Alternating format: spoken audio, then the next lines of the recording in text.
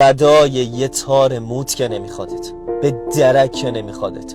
فکر میکنی که اگه الان بری پیشش گریه کنی که من بهت نیاز دارم تو رو خدا نرو، نظرش عوض میشه یا دلش به رحم میاد؟ نه عزیز من، بیشتر تو رو میرنجونه، بیشتر عذابت میده، بیشتر تو رو نمیخوادت، بیشتر برات قیافه میگیره. بشین توی تنهایی خودت درد بکش، حرف بزن، داد بزن، اصلا بزن تو سر خودت، ولی پیش خودت، تو خلوت خودت، نه پیش اون که اگر بفهمه عذابت میده. عزیز من، چرا اینقدر خودتو دست کم میگیری؟ چرا اینقدر خودتو کوچیک میبینی؟ چرا اینقدر زود باخت دادی؟ فکر میکنی کی ضرر کرده؟ تویی که یه آدم عوضی از زندگیت حذف شده، یا اونی که یه آدم عاشقی مثل تو رو از دست داده؟